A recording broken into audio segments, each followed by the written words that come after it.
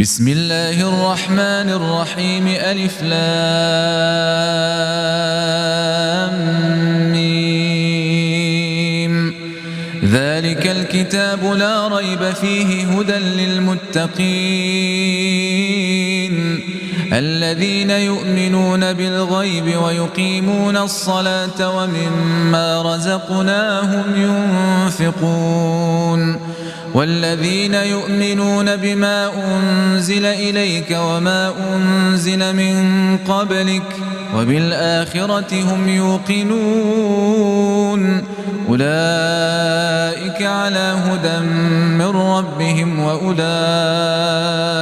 هم المفلحون إن الذين كفروا سواء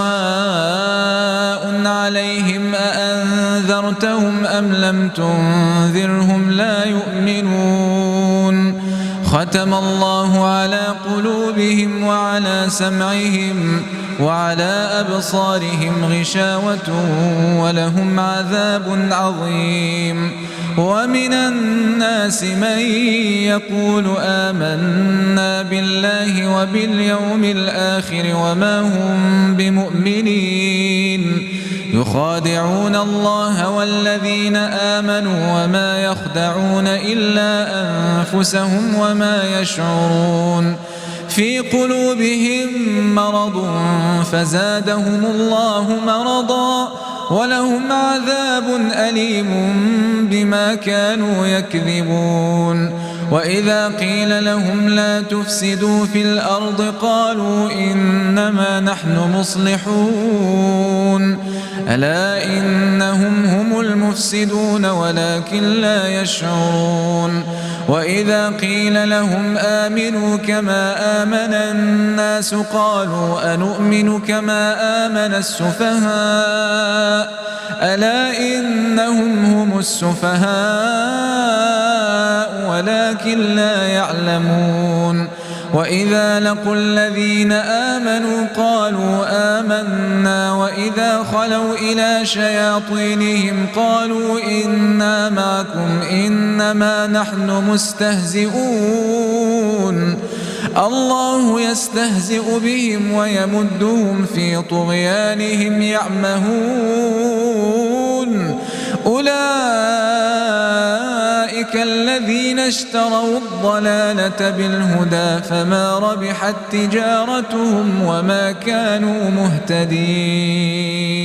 مثلهم كمثل الذي استوقد نارا فلما أضاءت ما حوله ذهب الله بنورهم وتركهم في ظلمات لا يبصرون صم بكم عمي فهم لا يرجعون أو كصيب من السماء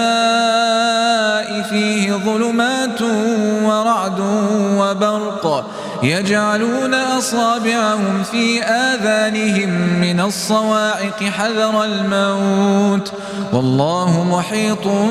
بالكافرين يكاد البرق يخطف أبصارهم كلما أضاء لهم مشوا فيه وإذا أظلم عليهم قاموا ولو شاء الله لذهب بسمعهم وأبصارهم إن الله على كل شيء قدير يا أيها الناس اعبدوا ربكم الذي خلقكم والذين من قبلكم لعلكم تتقون الذي جعل لكم الأرض فراشا والسماء بناء وأنزل من السماء ماء فأخرج به من الثمرات رزقا لكم فلا تجعلوا لله أندادا وأنتم تعلمون وإن كنتم في ريب مما نزلنا على عبدنا فأتوا بسورة من مثله ودعوا شهداءكم من دون الله إن كنتم صادقين فإن لم تفعلوا ولن تفعلوا فاتقوا النار التي وقودها الناس والحجارة أعدت للكافرين وبشر الذين آمنوا وعملوا الصالحات أن لهم جنات تجري من تحتها الأنهار كلما رزقوا منها من ثمرة رزقا قالوا هذا الذي رزقنا من قبل وأتوا به متشابها ولهم فيها أزواج مطهرة وهم فيها خالدون إن الله لا يستحيي أن يضرب مثلا ما بعوضة فما فوقها فأما الذين آمنوا فيعلمون أنه الحق من ربهم وأما الذين كفروا فيقولون ماذا أراد الله بهذا مثلا يضل به كثيرا ويهدي به كثيرا وما يضل به إلا الفاسقين الذين ينقضون عهد الله من بعد ميثاقه ويقطعون ما أمر الله به أن يوصل ويفسدون في الأرض أولئك هم الخاسرون كيف تكفرون بالله وكنتم أمواتا فأحياكم ثم يميتكم ثم يحييكم ثم إليه ترجعون هو الذي خلق لكم ما في الأرض جميعا ثم استوى إلى السماء فسواهن 7 سماوات وهو بكل شيء عليم وإذ قال ربك للملائكة إني جاعل في الأرض خليفة قالوا أتجعل فيها من يفسد فيها ويسفك الدماء ونحن نسبح بحمدك ونقدس لك قال إني أعلم ما لا تعلمون وعلم آدم الأسماء كلها ثم عرضهم على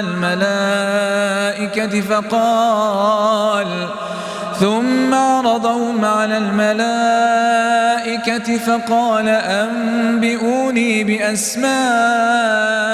هؤلاء إن كنتم صادقين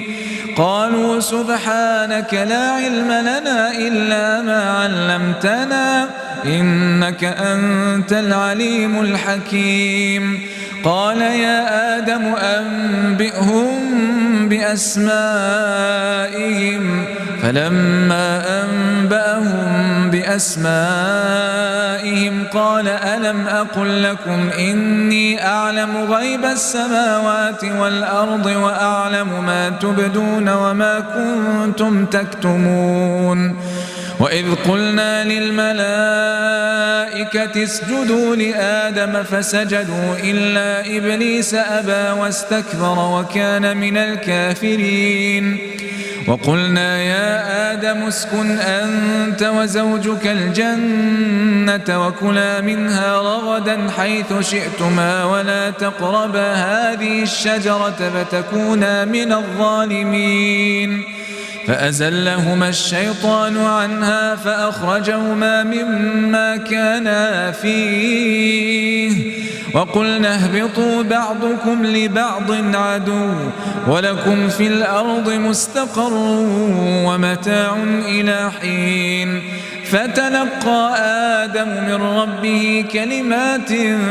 فتاب عليه إنه هو التواب الرحيم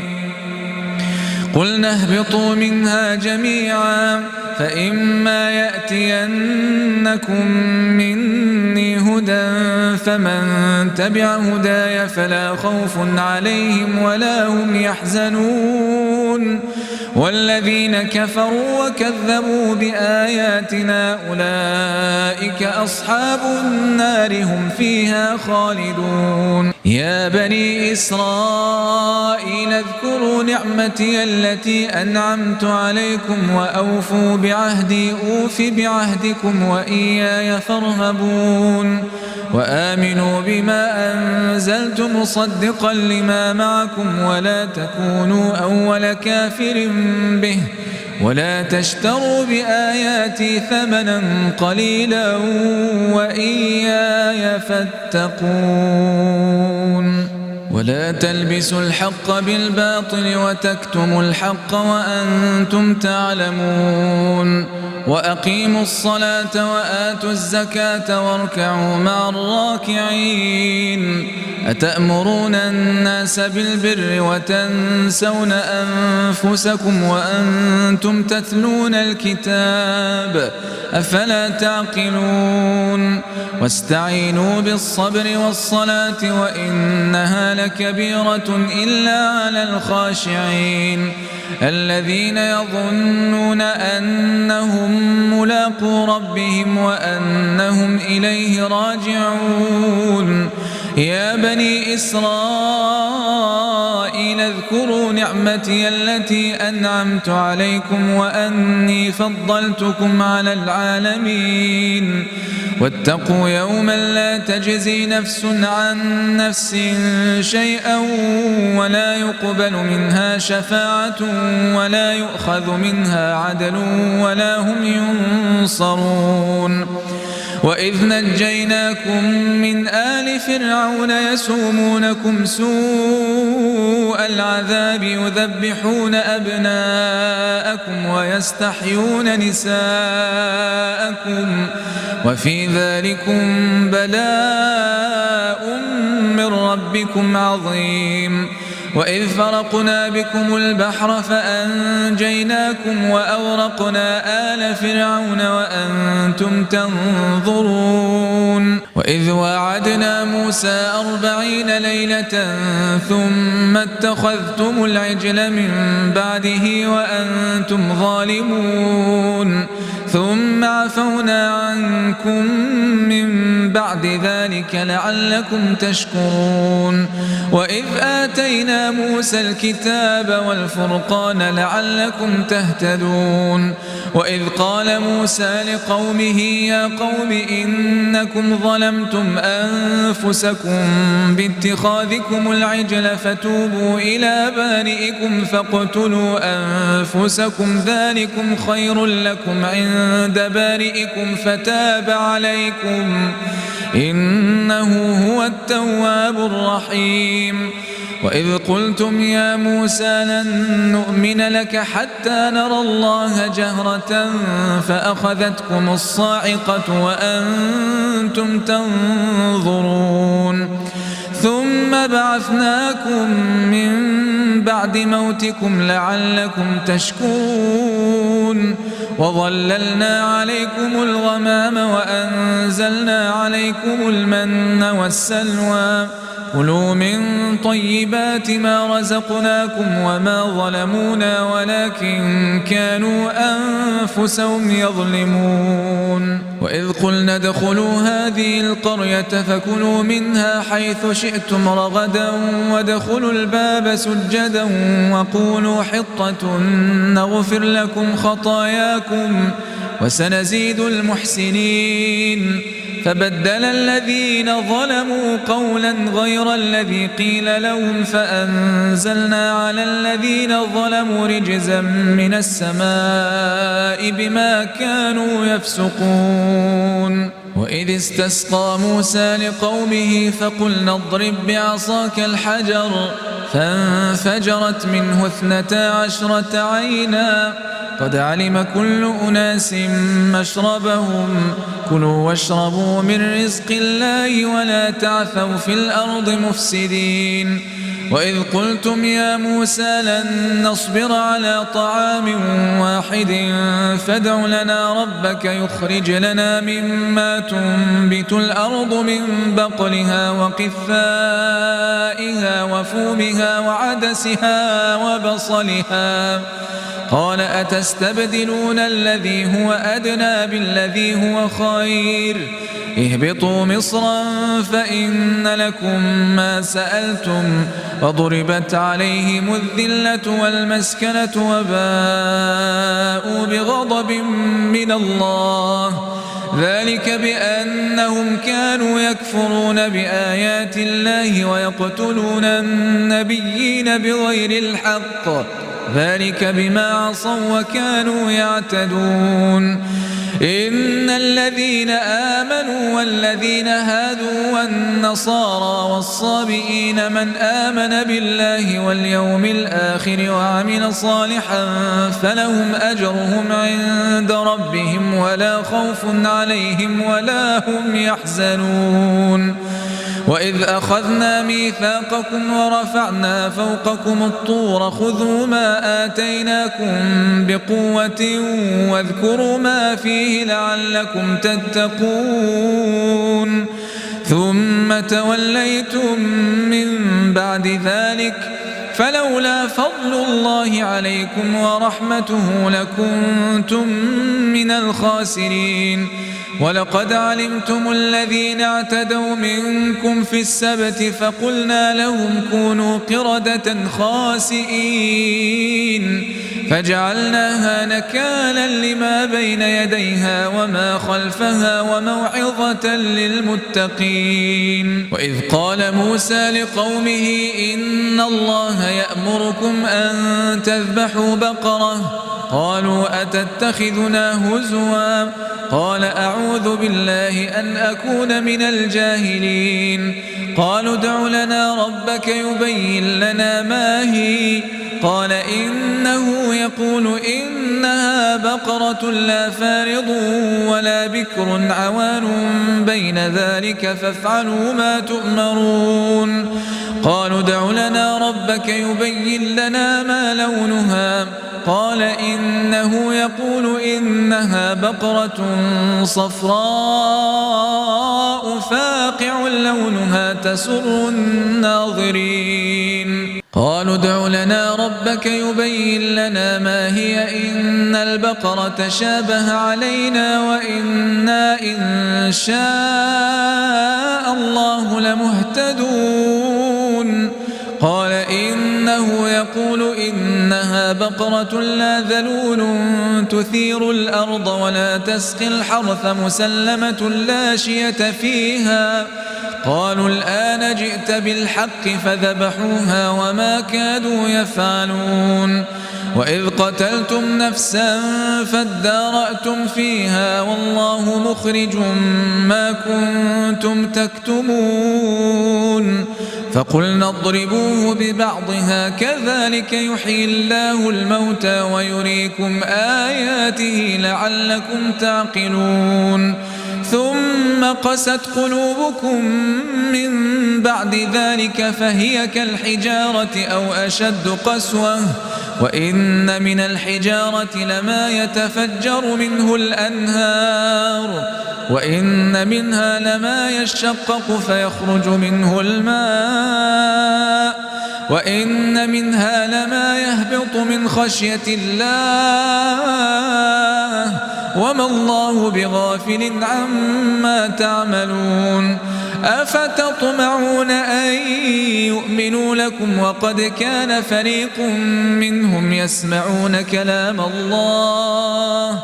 ثم يحرفونه من بعد ما عقلوه وهم يعلمون وإذا لقوا الذين آمنوا قالوا آمنا وإذا خلا بعضهم إلى بعض قالوا أتحدثونهم بما فتح الله عليكم ليحاجوكم به عند ربكم أفلا تعقلون أولا يعلمون أن الله يعلم ما يسرون وما يعلنون ومنهم أميون لا يعلمون الكتاب إلا أماني وإن هم إلا يظنون فويل للذين يكتبون الكتاب بأيديهم ثم يقولون هذا من عند الله ليشتروا به ثمنا قليلا فويل لهم مما كتبت أيديهم وويل لهم مما يكسبون وقالوا لن تمسنا النار إلا أياما معدودة قل أتخذتم عند الله عهدا فلن يخلف الله عهده أم تقولون على الله ما لا تعلمون بلى من كسب سيئة وأحاطت به خطيئته فأولئك أصحاب النار هم فيها خالدون والذين آمنوا وعملوا الصالحات أولئك أصحاب الجنة هم فيها خالدون وإذ أخذنا ميثاق بني إسرائيل لا تعبدون إلا الله وبالوالدين إحسانا وذي القربى واليتامى والمساكين وقولوا للناس حسنا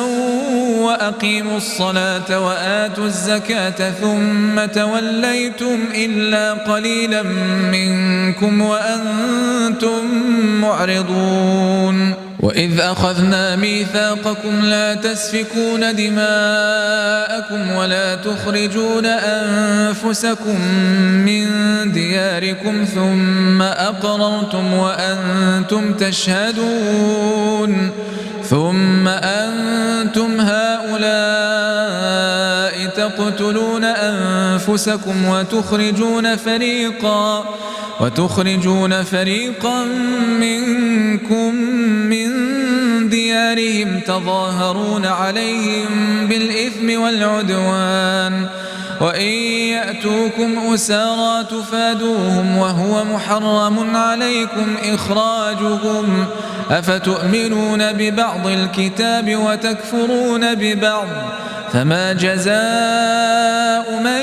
يفعل ذلك منكم إلا خزي في الحياة الدنيا ويوم القيامة يردون إلى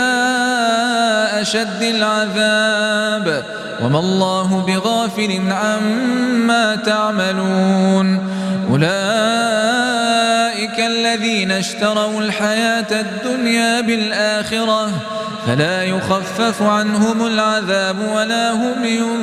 ينصرون ولقد آتينا موسى الكتاب وقفينا من بعده بالرسل وآتينا عيسى ابن مريم البينات وأيدناه بروح القدس أفكلما جاءكم رسول بما لا تهوى أنفسكم استكبرتم ففريقا كذبتم وفريقا تقتلون وقالوا قلوبنا غلف بل لعنهم الله بكفرهم فقليلا ما يؤمنون ولما جاءهم كتاب من عند الله مصدق لما معهم وكانوا من قبل يستفتحون على الذين كفروا فلما جاءهم ما عرفوا كفروا به فلعنة الله على الكافرين بئس ما اشتروا به أنفسهم أن يكفروا بما أنزل الله بغيا أن ينزل الله من فضله على من يشاء من عباده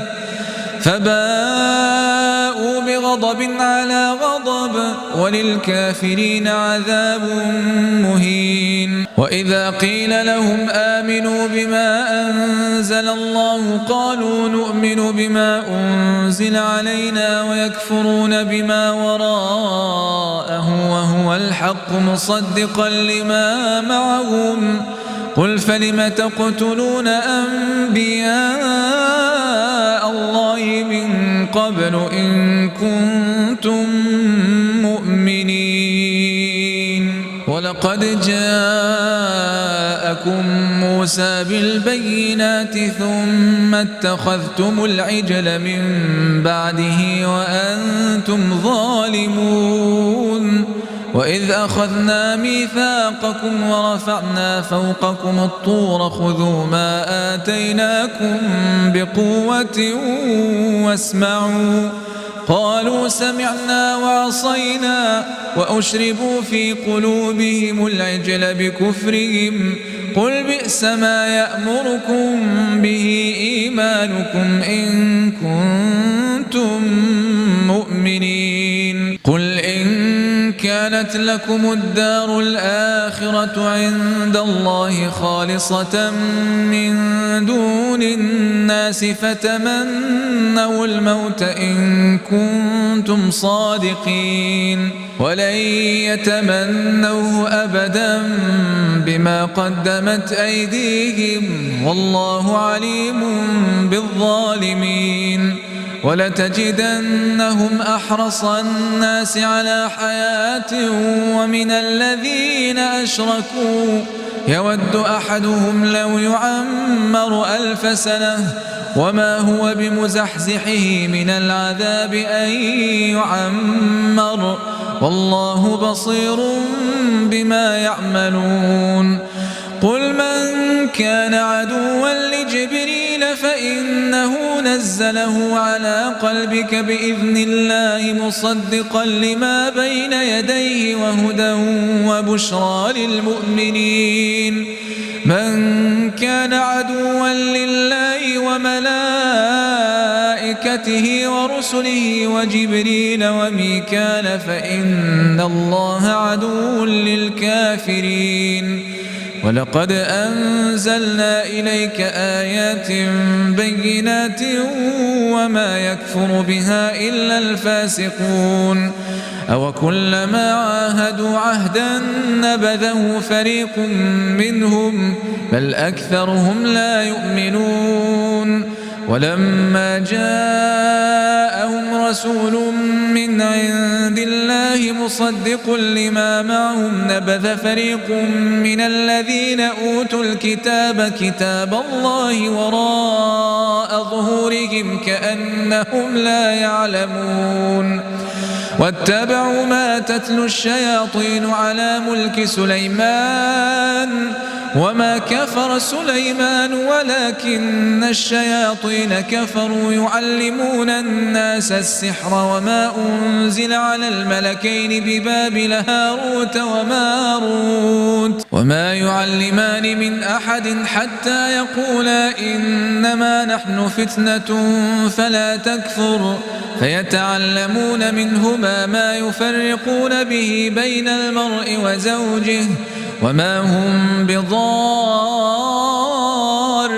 به من أحد إلا بإذن الله ويتعلمون ما يضرهم ولا ينفعهم ولقد علموا لمن اشتراه ما له في الآخرة من خلاق ولبئس ما شروا به أنفسهم لو كانوا يعلمون.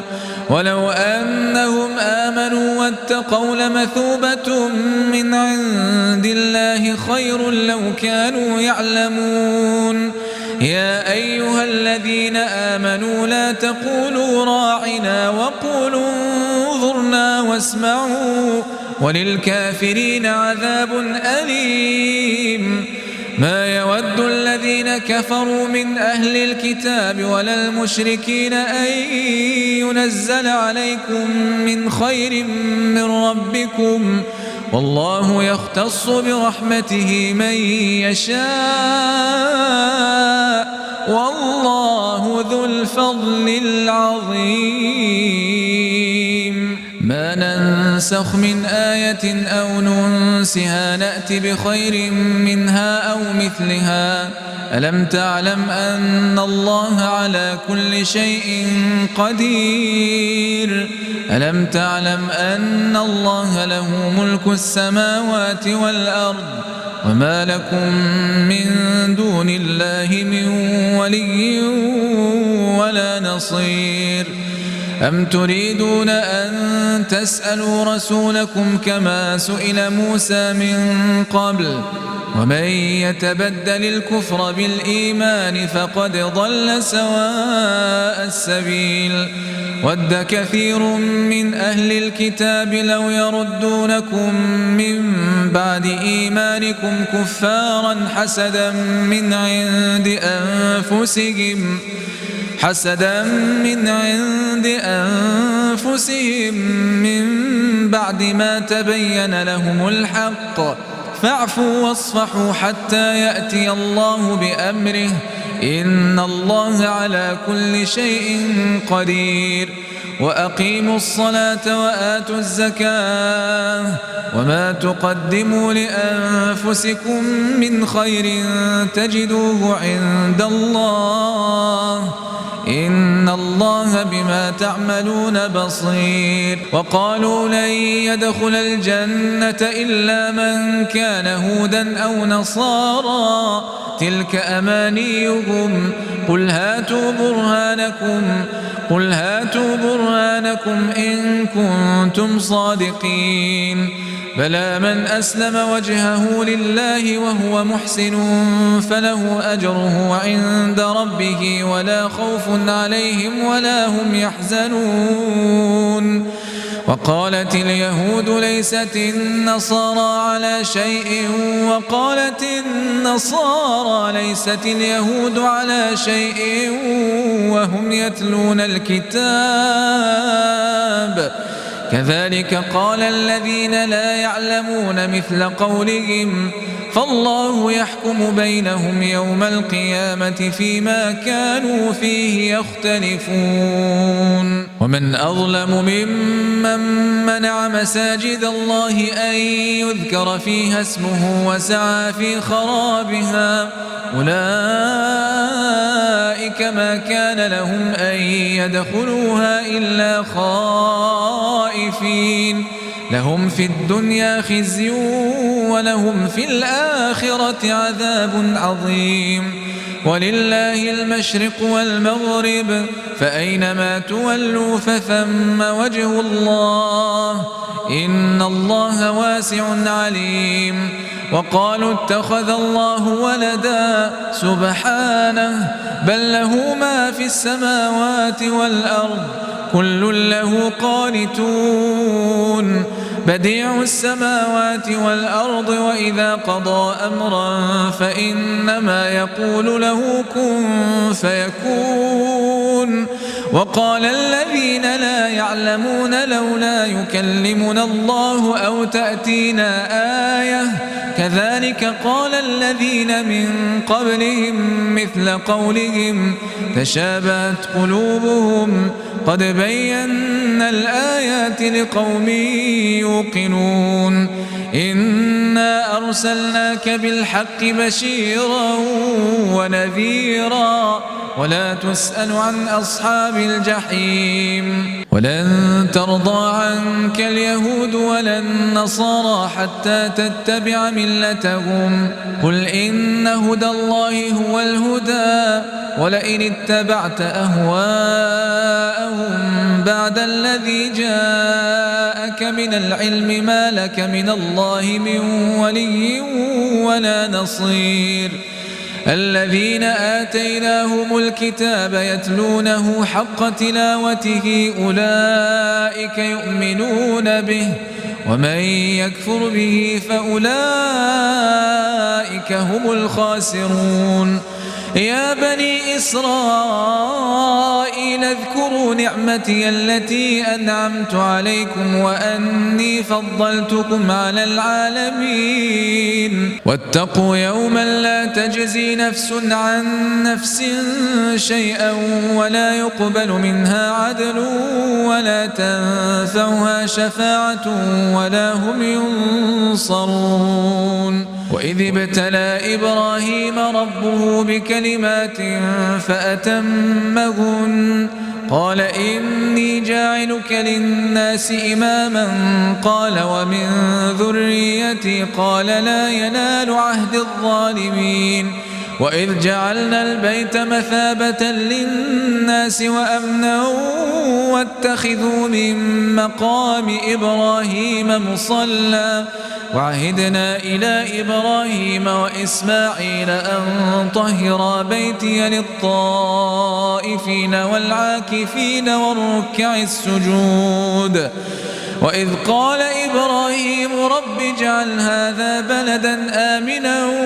وارزق أهله من الثمرات من آمن منهم بالله واليوم الآخر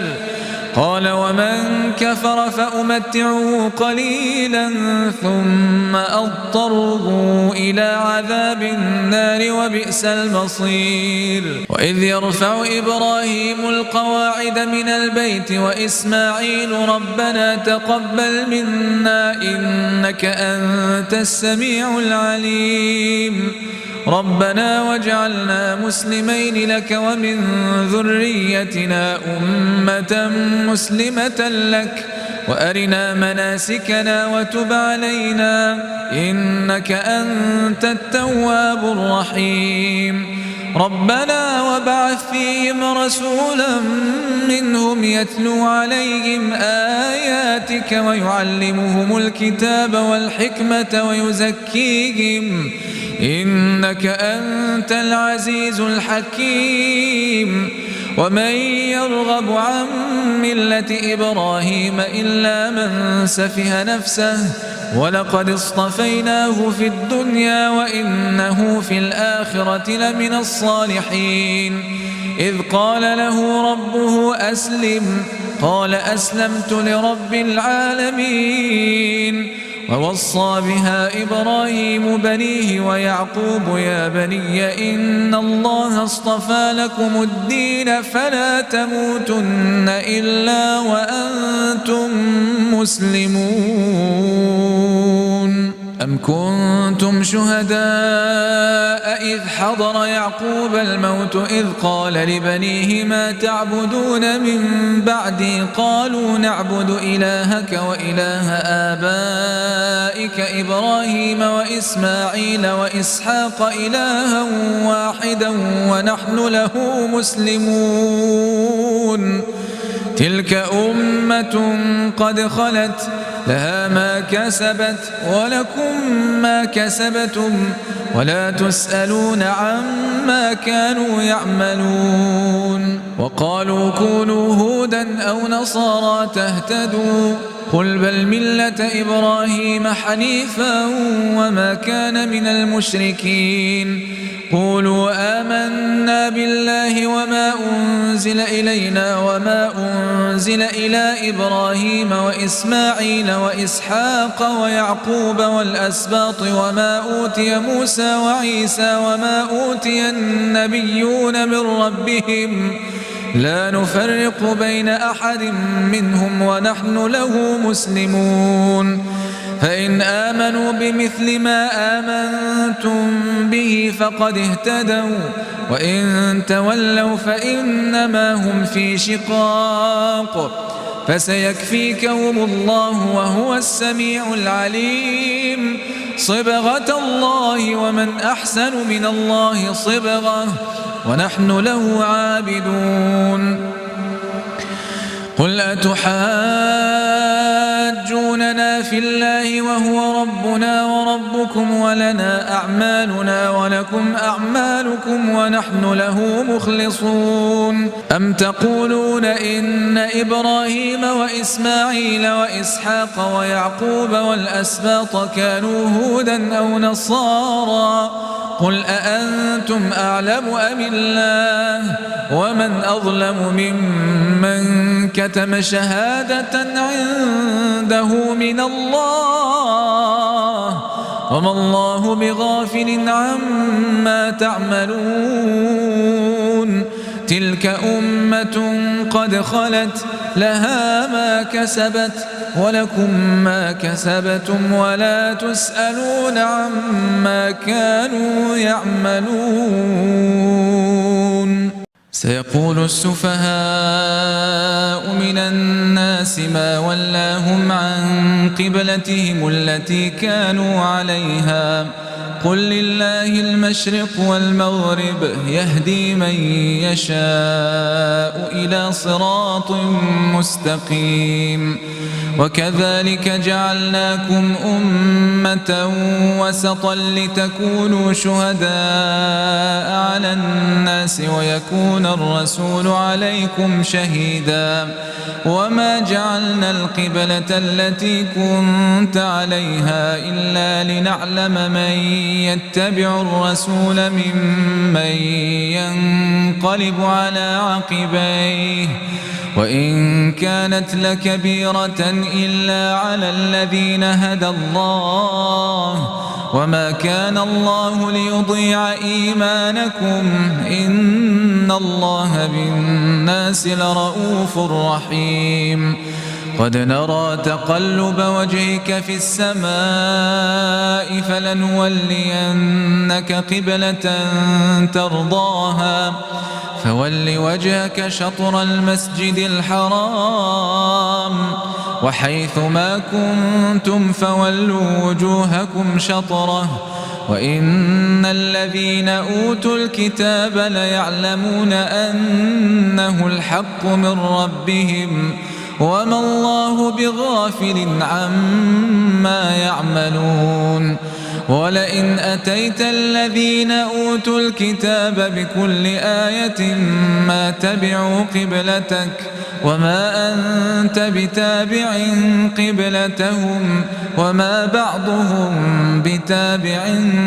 قبلة بعض ولئن اتبعت أهواءهم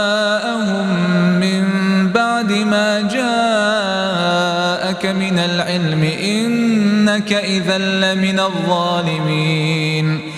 الذين آتيناهم الكتاب يعرفونه كما يعرفون أبناءهم وإن فريقا منهم ليكتمون الحق وهم يعلمون الحق من ربك فلا تكونن من الممترين ولكل وجهة هو موليها فاستبقوا الخيرات أينما تكونوا يأت بكم الله جميعا إن الله على كل شيء قدير ومن حيث خرجت فول وجهك شطر المسجد الحرام وإنه للحق من ربك وما الله بغافل عما تعملون ومن حيث خرجت فول وجهك شطر المسجد الحرام وحيث ما كنتم فولوا وجوهكم شطره لئلا يكون للناس عليكم حجة إلا الذين ظلموا منهم فلا تخشوهم واخشوني ولأتم نعمتي عليكم ولعلكم تهتدون كما أرسلنا فيكم رسولا منكم يتلو عليكم آياتنا ويزكيكم ويعلمكم الكتاب والحكمة ويعلمكم ما لم تكونوا تعلمون فاذكروني أذكركم واشكروا لي ولا تكفرون يا أيها الذين آمنوا استعينوا بالصبر والصلاة إن الله مع الصابرين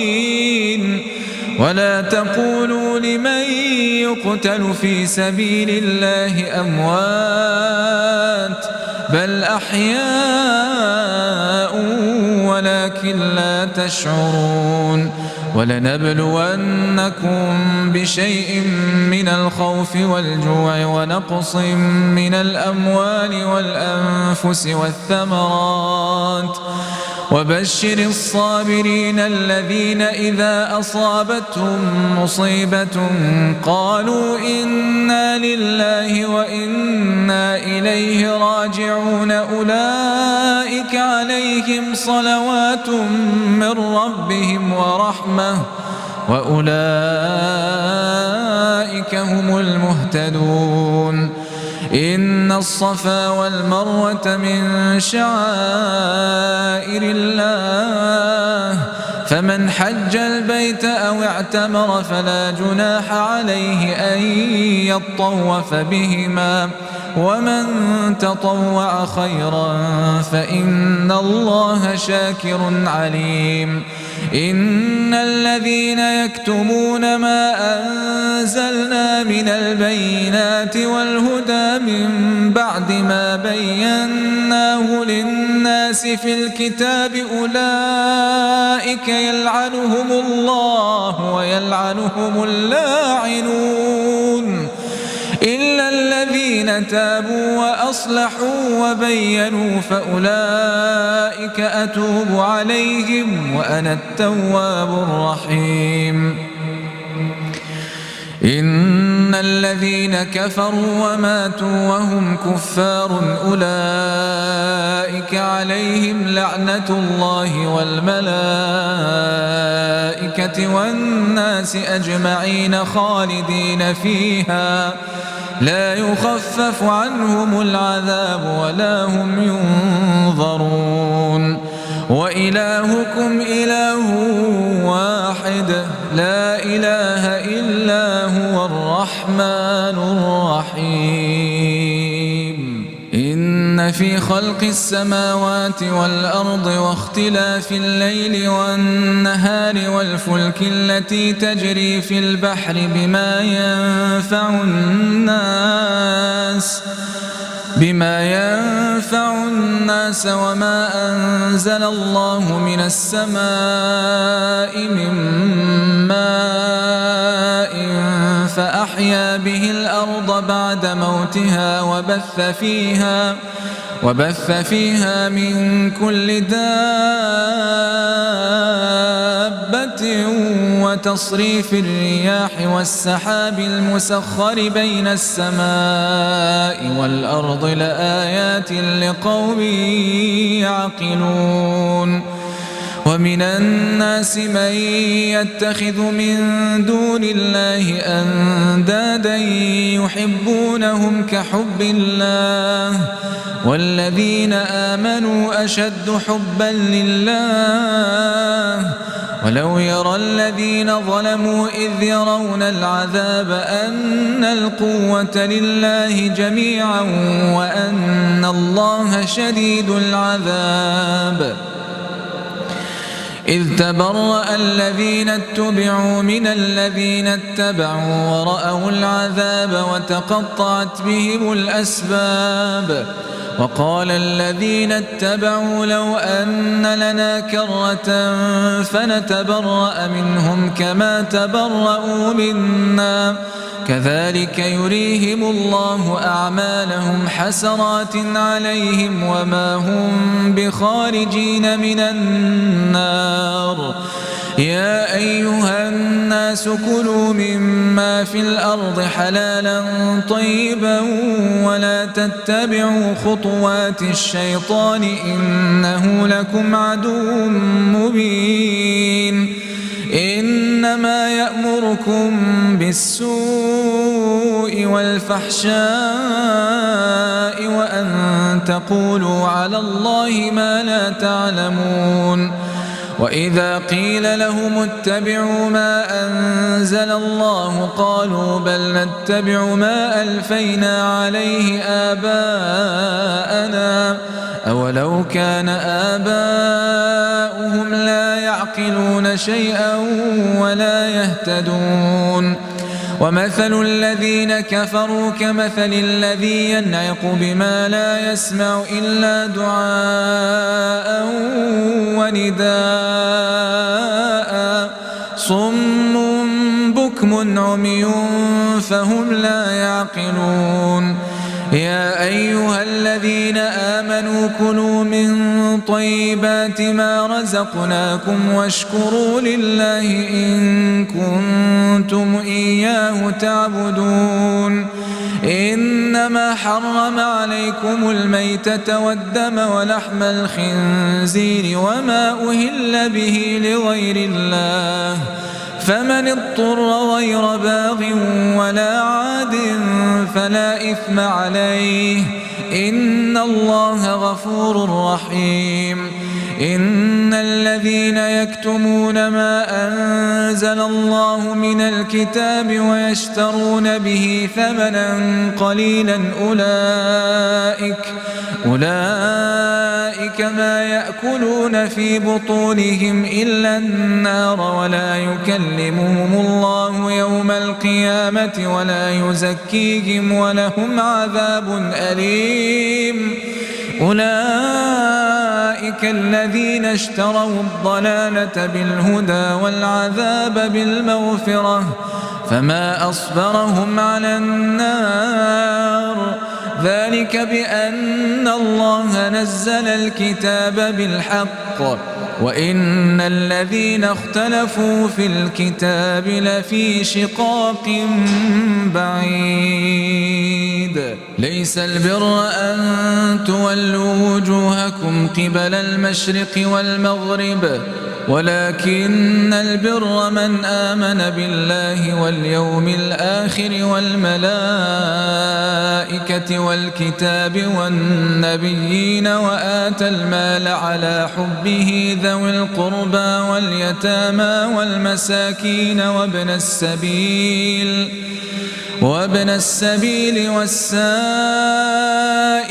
وفي الرقاب وأقام الصلاة وآتى الزكاة والموفون بعهدهم إذا عاهدوا والصابرين في البأساء والضراء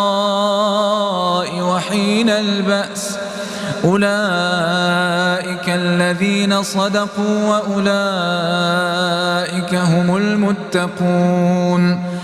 يا أيها الذين آمنوا كتب عليكم القصاص في القتلى الحر بالحر والعبد بالعبد والأنثى بالأنثى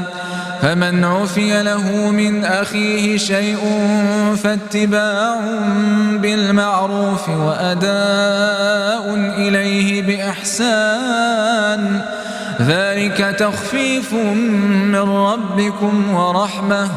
فمن اعتدى بعد ذلك فله عذاب أليم ولكم في القصاص حياة يا أولي الألباب لعلكم تتقون كتب عليكم إذا حضر أحدكم الموت إن ترك خيرا الوصية للوالدين والأقربين بالمعروف حقا على المتقين فمن بدله بعدما سمعه فإنما إثمه على الذين يبدلونه إن الله سميع عليم فمن خاف من موص جنفا أو إثما فأصلح بينهم فلا إثم عليه إن الله غفور رحيم يا أيها الذين آمنوا كتب عليكم الصيام كما كتب على الذين من قبلكم لعلكم تتقون أياما معدودات فمن كان منكم مريضا أو على سفر فعدة من أيام أخر وعلى الذين يطيقونه فدية طعام مسكين فمن تطوع خيرا فهو خير له وأن تصوموا خير لكم إن كنتم تعلمون شهر رمضان الذي أنزل فيه القرآن هدى للناس وبينات من الهدى والفرقان فمن شهد منكم الشهر فليصمه ومن كان مريضا أو على سفر فعدة من أيام أخر يريد الله بكم اليسر ولا يريد بكم العسر ولتكملوا العدة ولتكبروا الله على ما هداكم ولعلكم تشكرون وإذا سألك عبادي عني فإني قريب أجيب دعوة الداع إذا دعان فليستجيبوا لي وليؤمنوا بي لعلهم يرشدون أحل لكم ليلة الصيام الرفث إلى نسائكم هن لباس لكم وأنتم لباس لهن علم الله أنكم كنتم تختانون أنفسكم فتاب عليكم وعفى عنكم فالآن باشروهن وابتغوا ما كتب الله لكم وكلوا واشربوا حتى يتبين لكم الخيط الأبيض من الخيط الأسود من الفجر ثم أتموا الصيام إلى الليل ولا تباشروهن وأنتم عاكفون في المساجد تلك حدود الله فلا تقربوها كذلك يبين الله آياته للناس لعلهم يتقون ولا تأكلوا أموالكم بينكم بالباطل وتدلوا بها إلى الحكام لتأكلوا فريقا من أموال الناس بالإثم وأنتم تعلمون يسألونك عن الأهلة قل هي مواقيت للناس والحج وليس البر بأن تأتوا البيوت من ظهورها ولكن البر من اتقى وأتوا البيوت من أبوابها واتقوا الله لعلكم تفلحون وقاتلوا في سبيل الله الذين يقاتلونكم ولا تعتدوا إن الله لا يحب المعتدين واقتلوهم حيث ثقفتموهم وأخرجوهم من حيث أخرجوكم والفتنة أشد من القتل ولا تقاتلوهم عند المسجد الحرام حتى يقاتلوكم فيه فإن قاتلوكم فاقتلوهم كذلك جزاء الكافرين فإن انتهوا فإن الله غفور رحيم وقاتلوهم حتى لا تكون فتنة ويكون الدين لله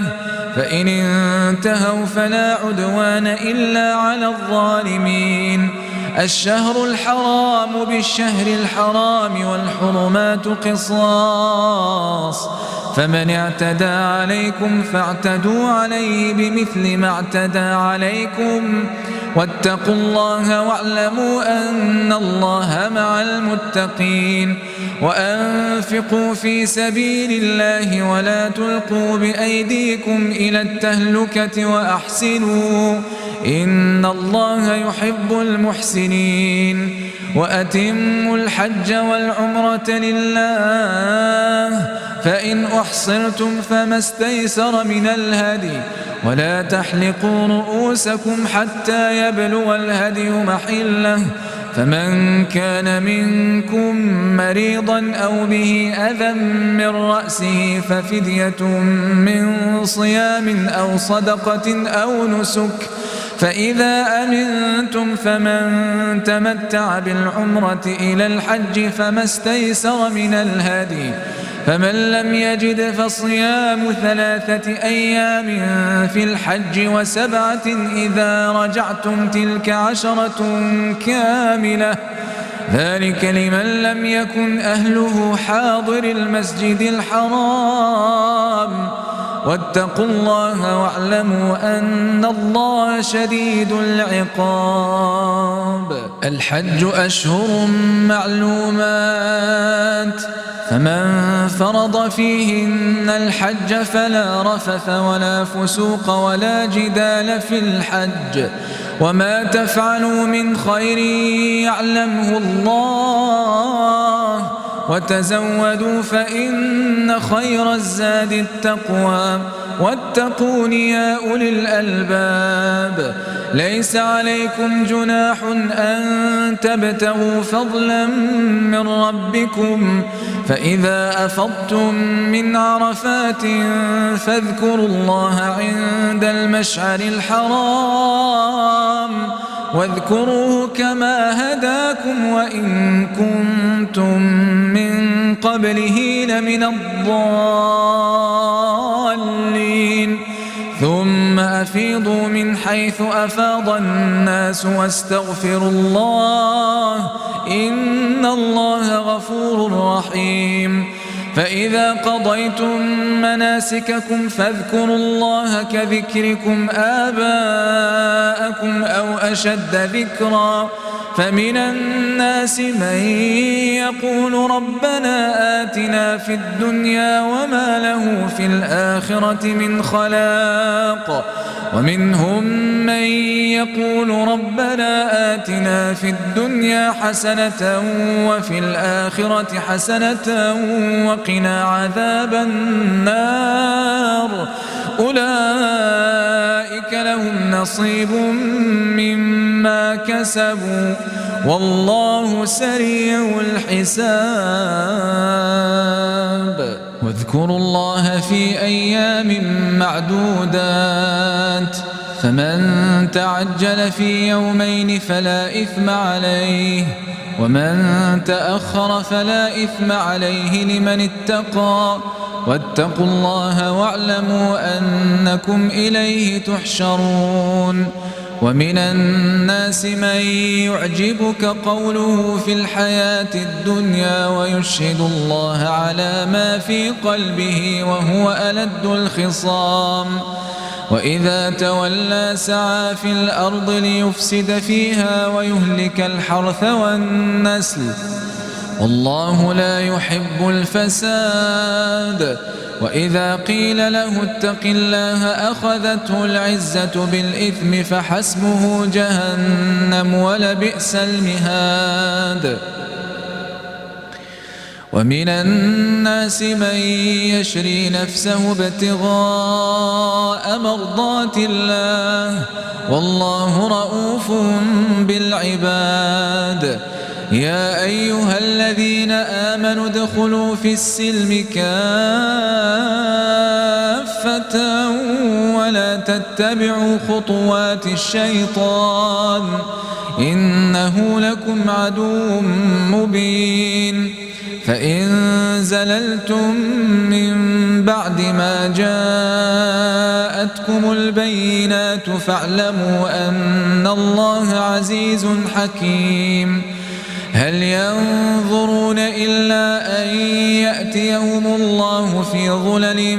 من الغمام والملائكة وقضي الأمر وإلى الله ترجع الأمور. سل بني إسرائيل كم آتيناهم من آية بينة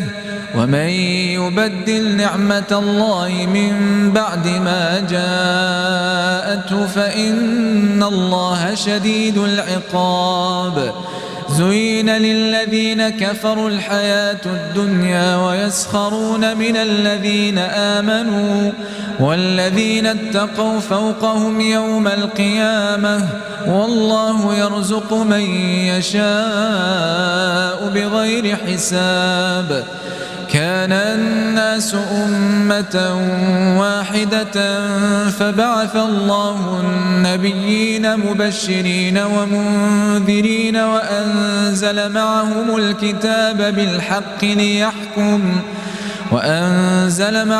الكتاب بالحق ليحكم بين الناس فيما اختلفوا فيه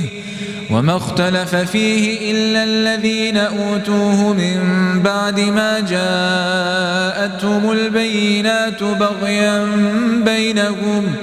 فهدى الله الذين آمنوا لما اختلفوا فيه من الحق بإذنه والله يهدي من يشاء إلى صراط مستقيم. أم حسبتم أن تدخلوا الجنة ولما يأتكم مثل الذين خلوا من قبلكم مستهم البأساء والضراء وزلزلوا حتى يقول الرسول والذين آمنوا معه متى نصر الله ألا إن نصر الله قريب. يسألونك ماذا ينفقون قل ما أنفقتم من خير فللوالدين والأقربين واليتامى والمساكين وابن السبيل وما تفعلوا من خير فإن الله به عليم. كتب عليكم القتال وهو كره لكم وعسى أن تكرهوا شيئا وهو خير لكم وعسى أن تحبوا شيئا وهو شر لكم والله يعلم وأنتم لا تعلمون. يسألونك عن الشهر الحرام قتال فيه قل قتال فيه كبير وصد عن سبيل الله وكفر به والمسجد الحرام وإخراج أهله منه أكبر عند الله والفتنة أكبر من القتل ولا يزالون يقاتلونكم حتى يردوكم عن دينكم إن استطاعوا ومن يرتد منكم عن دينه فيمت وهو كافر فأولئك حبطت أعمالهم في الدنيا والآخرة وأولئك أصحاب النار هم فيها خالدون. إن الذين آمنوا والذين هاجروا وجاهدوا في سبيل الله أولئك يرجون رحمة الله والله غفور رحيم. يسألونك عن الخمر والميسر قل فيهما إثم كبير ومنافع للناس وإثمهما أكبر من نفعهما ويسألونك ماذا ينفقون قل العفو كذلك يبين الله لكم الآيات لعلكم تتفكرون في الدنيا والآخرة. ويسألونك عن اليتامى قل إصلاح لهم خير وإن تخالطوهم فإخوانكم والله يعلم المفسد من المصلح ولو شاء الله لأعنتكم إن الله عزيز حكيم. ولا تنكحوا المشركات حتى يؤمن ولأمة مؤمنة خير من مشركة ولو أعجبتكم ولا تنكحوا المشركين حتى يؤمنوا ولعبد مؤمن خير من مشرك ولو أعجبكم أولئك يدعون إلى النار والله يدعو إلى الجنة والمغفرة بإذنه ويبين آياته للناس لعلهم يتذكرون. ويسألونك عن المحيض قل هو أذى فاعتزلوا النساء في المحيض ولا تقربوهن حتى يطهرن فإذا تطهرن فأتوهن من حيث أمركم الله إن الله يحب التوابين ويحب المتطهرين نساؤكم حرث لكم فأتوا حرثكم أنى شئتم وقدموا لأنفسكم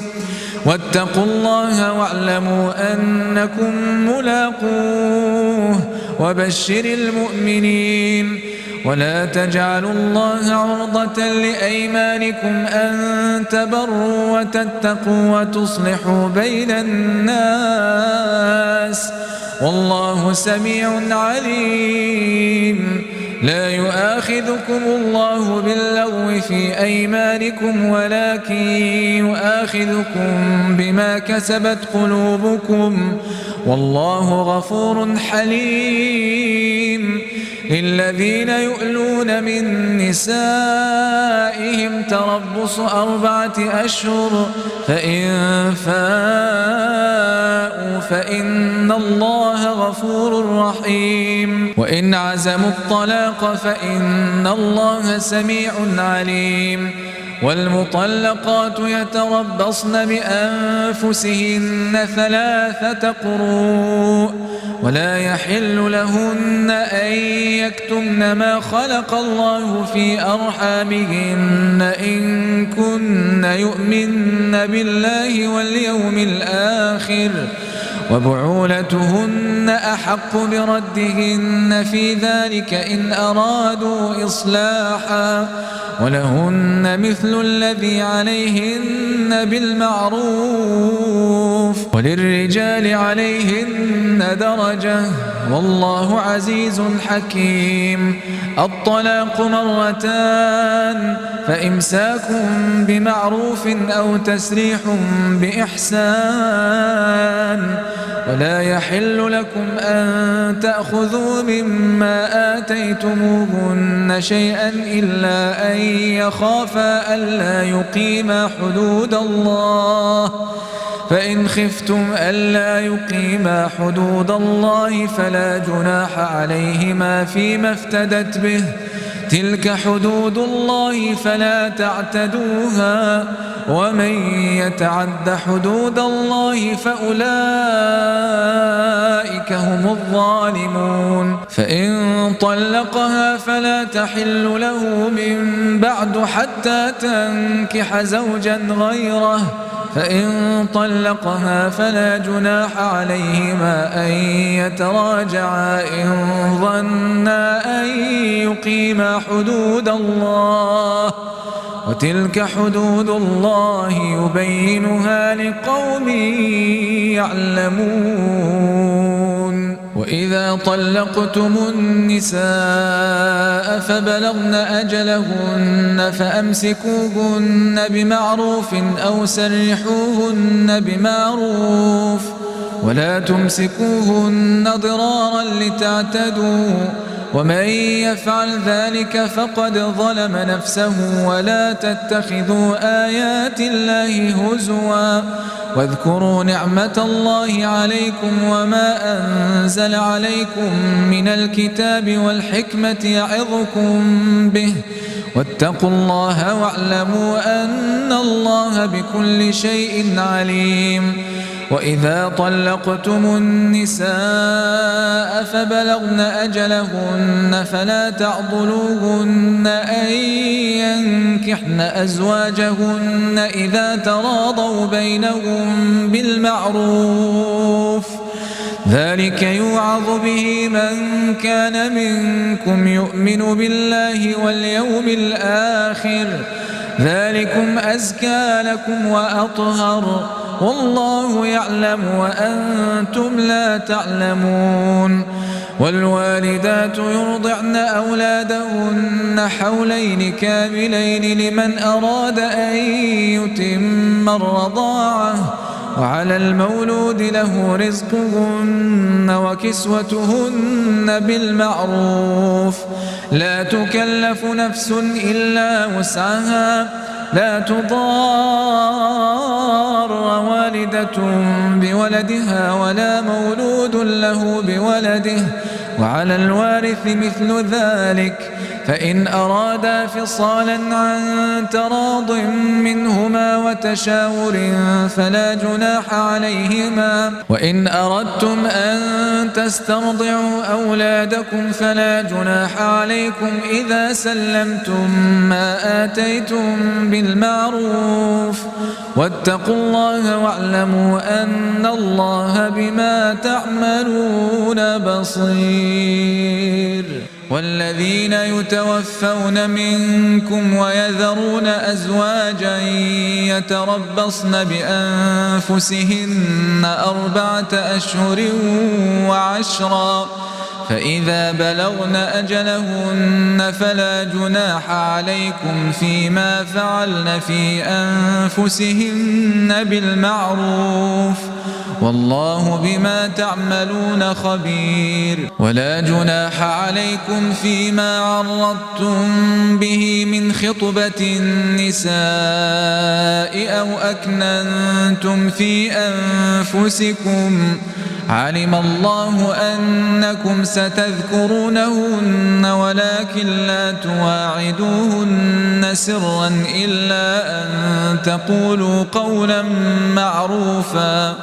ولا تعزموا عقدة النكاح حتى يبلغ الكتاب أجله، واعلموا أن الله يعلم ما في أنفسكم فاحذروه، واعلموا أن الله غفور حليم. لا جناح عليكم إن طلقتم النساء ما لم تمسوهن أو تفرضوا لهن فريضة، ومتعوهن على الموسع قدره وعلى المقتر قدره متاعا بالمعروف حقا على المحسنين. وإن طلقتموهن من قبل أن تمسوهن وقد فرضتم لهن فريضة فنصف ما فرضتم إلا أن يعفون أو يعفو الذي بيده عقدة النكاح،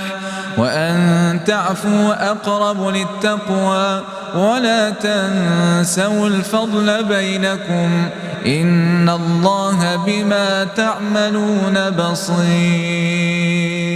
حافظوا على الصلوات والصلاة الوسطى وقوموا لله قانتين. فإن خفتم فرجالا أو ركبانا، فإذا أمنتم فاذكروا الله كما علمكم ما لم تكونوا تعلمون. والذين يتوفون منكم ويذرون أزواجا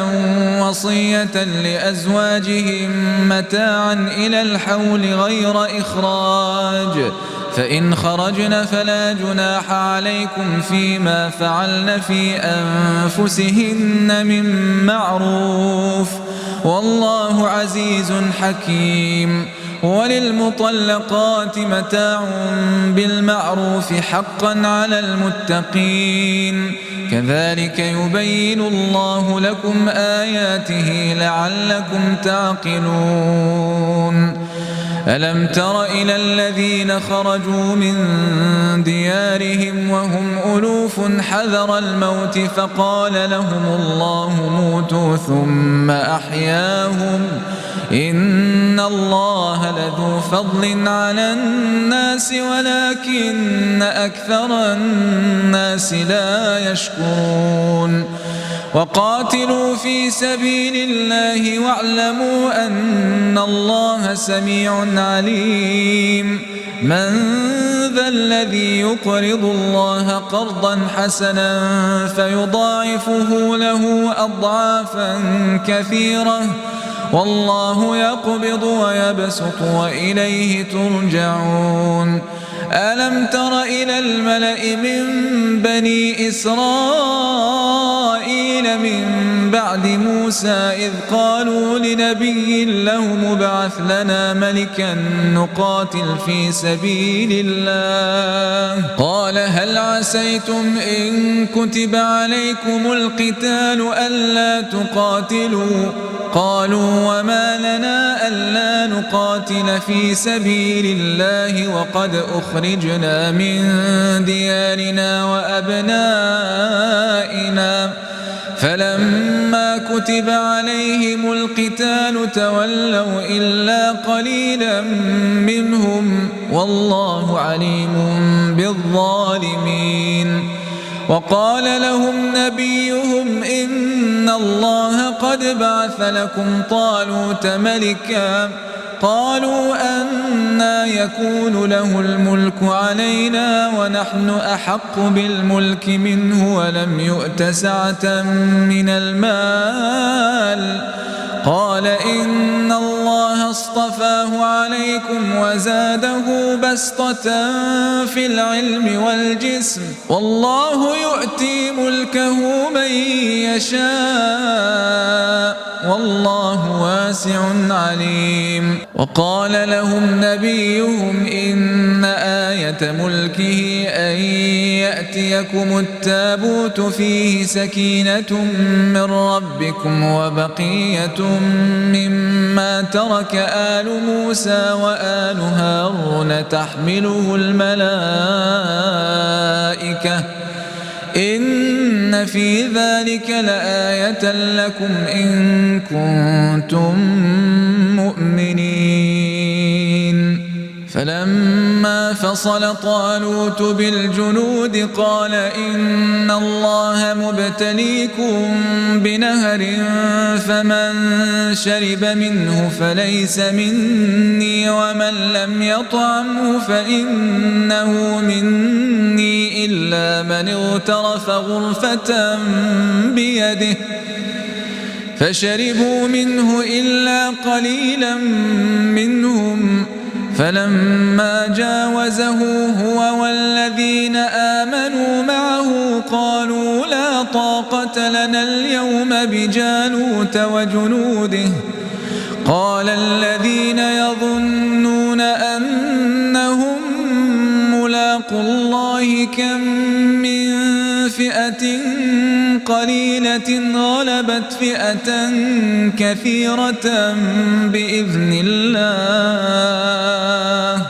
والله مع الصابرين. ولما برزوا لجالوت وجنوده قالوا ربنا أفرغ علينا صبرا وثبت أقدامنا وانصرنا على القوم الكافرين فهزموهم بإذن الله وقتل داود جالوت وآتاه الله الملك والحكمة وعلمه مما يشاء ولولا دفع الله الناس بعضهم ببعض لفسدت الأرض ولكن الله ذو فضل على العالمين. تلك آيات الله نتلوها عليك بالحق وإنك لمن المرسلين. تلك الرسل فضلنا بعضهم على بعض منهم من كلم الله ورفع بعضهم درجات وآتينا عيسى ابن مريم البينات وأيدناه بروح القدس ولو شاء الله ما اقتتل الذين من بعدهم من بعد ما جاءتهم البينات ولكن اختلفوا فمنهم من آمن ومنهم من كفر ولو شاء الله ما اقتتلوا ولكن الله يفعل ما يريد. يا أيها الذين آمنوا أنفقوا مما رزقناكم من قبل أن يأتي يوم لا بيع فيه ولا خلة ولا شفاعة والكافرون هم الظالمون. الله لا إله إلا هو الحي القيوم لا تأخذه سنة ولا نوم له ما في السماوات وما في الأرض من ذا الذي يشفع عنده إلا بإذنه يعلم ما بين أيديهم وما خلفهم ولا يحيطون بشيء من علمه إلا بما شاء وسع كرسيه السماوات والأرض ولا يؤوده حفظهما وهو العلي العظيم. لا إكراه في الدين قد تبين الرشد من الغي فمن يكفر بالطاغوت ويؤمن بالله فقد استمسك بالعروة الوثقى لا انفصام لها والله سميع عليم. الله ولي الذين آمنوا يخرجهم من الظلمات إلى النور والذين كفروا أولياؤهم الطاغوت يخرجونهم من النور إلى الظلمات أولئك أصحاب النار هم فيها خالدون. ألم تر إلى الذي حاج إبراهيم في ربه أن آتاه الله الملك إذ قال إبراهيم ربي الذي يحيي ويميت قال أنا أحيي وأميت قال إبراهيم فإن الله يأتي بالشمس من المشرق فأت بها من المغرب فبهت الذي كفر والله لا يهدي القوم الظالمين. أو كالذي مر على قرية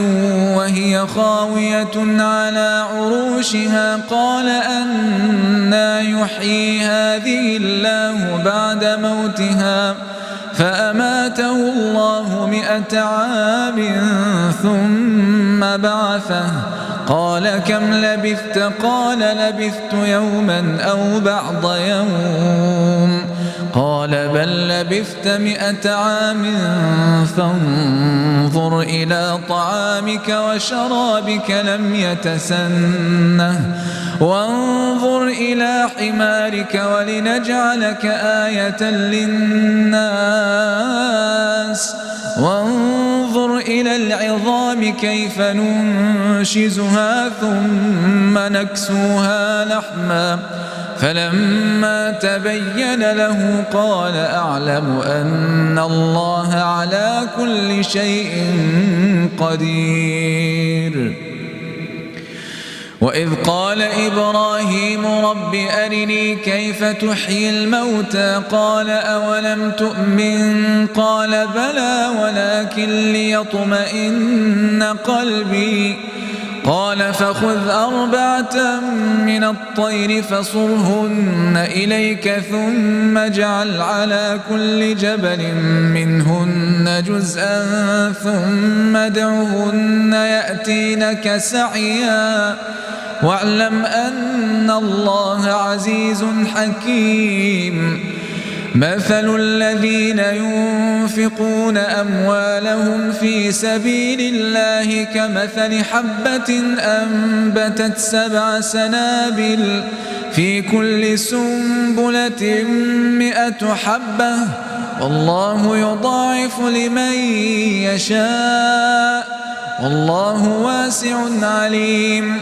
الذين ينفقون أموالهم في سبيل الله ثم لا يتبعون ما أنفقوا منا ولا أذى لهم أجرهم عند ربهم ولا خوف عليهم ولا هم يحزنون. قول معروف ومغفرة خير من صدقة يتبعها أذى والله غني حليم. يا أيها الذين آمنوا لا تبطلوا صدقاتكم بالمن والأذى كالذي ينفق ماله رئاء الناس ولا يؤمن بالله واليوم الآخر فمثله كمثل صفوان عليه تراب فأصابه وابل فتركه صلدا لا يقدرون على شيء مما كسبوا والله لا يهدي القوم الكافرين. ومثل الذين ينفقون أموالهم ابتغاء مرضات الله وتثبيتا من أنفسهم كمثل جنة بربوة أصابها وابل فآتت أكلها ضعفين فإن لم يصبها وابل فطل والله بما تعملون بصير. أيود أحدكم أن تكون له جنة من نخيل وأعناب تجري من تحتها الأنهار له فيها من كل الثمرات وأصابه الكبر وله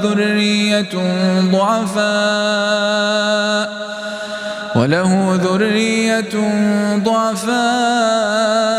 فأصابها إعصار فيه نار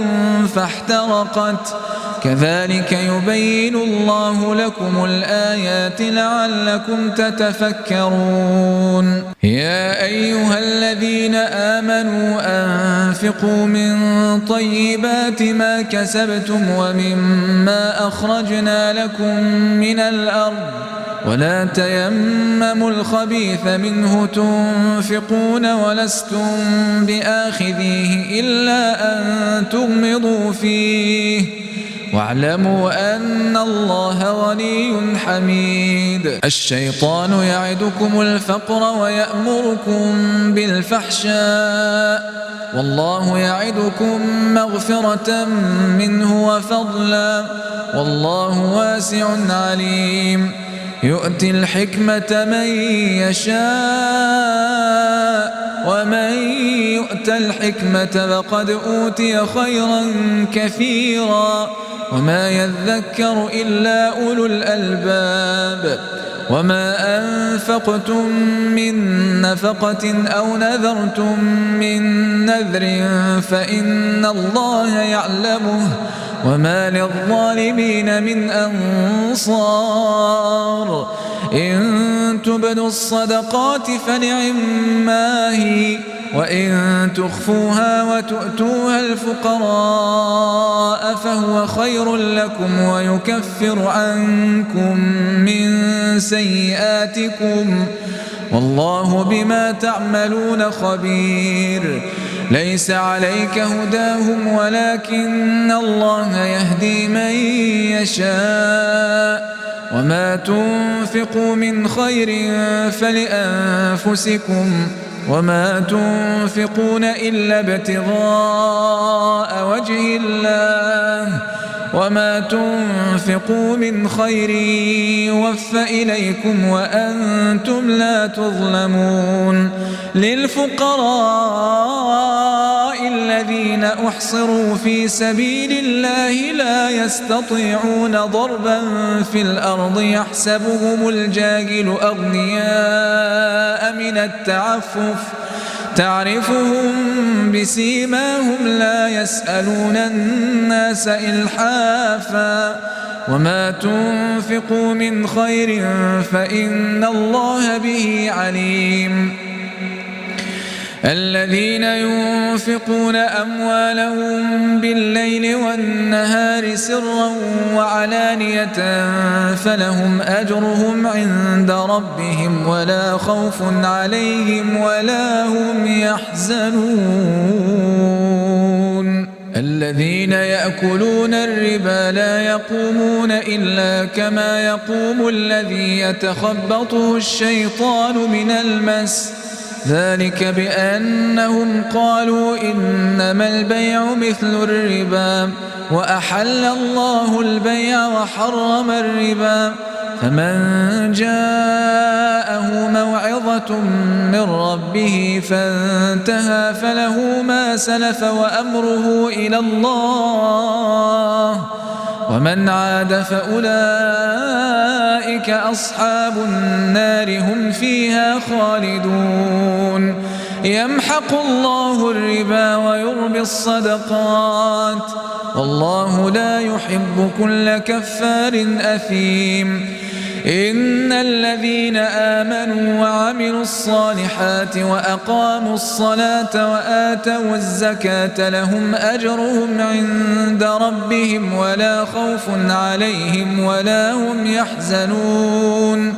يا أيها الذين آمنوا اتقوا الله وذروا ما بقي من الربا إن كنتم مؤمنين فإن لم تفعلوا فأذنوا بحرب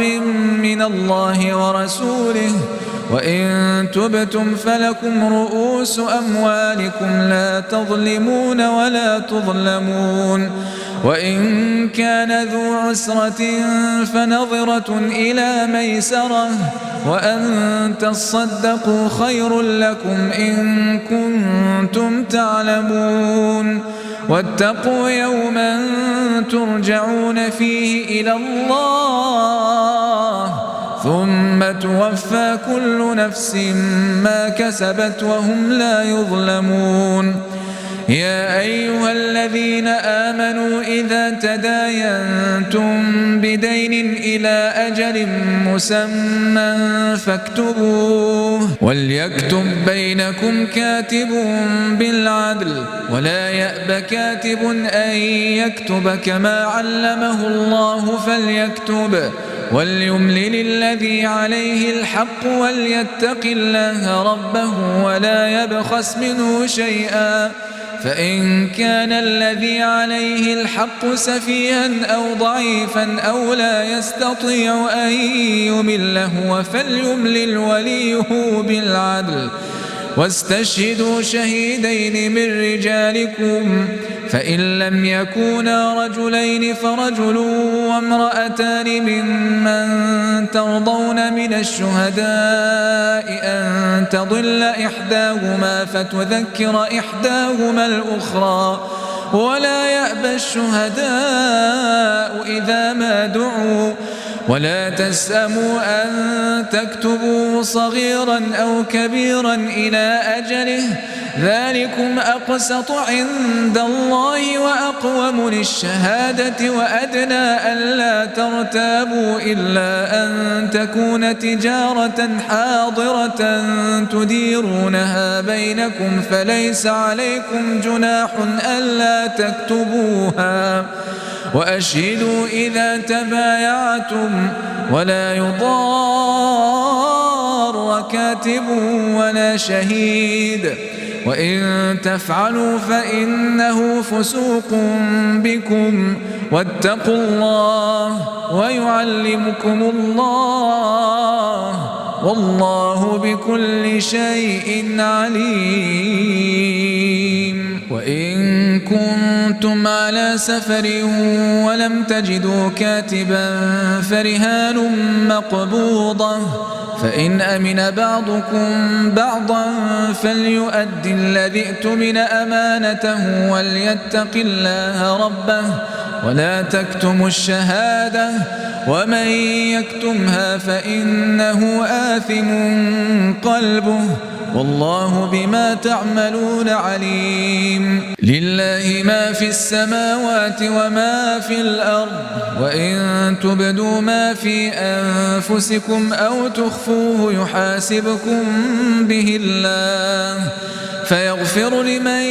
يشاء ويعذب من يشاء والله على كل شيء قدير آمن الرسول بما أنزل إليه من ربه والمؤمنون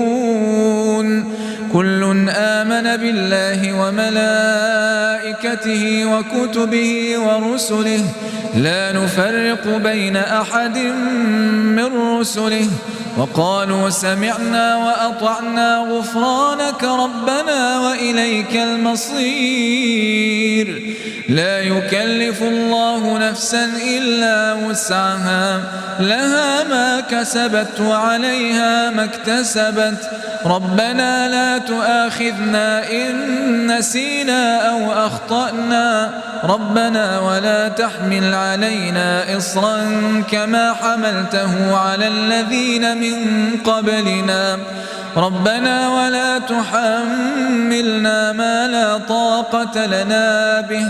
واعف عنا واغفر لنا وارحمنا أنت مولانا فانصرنا على القوم الكافرين.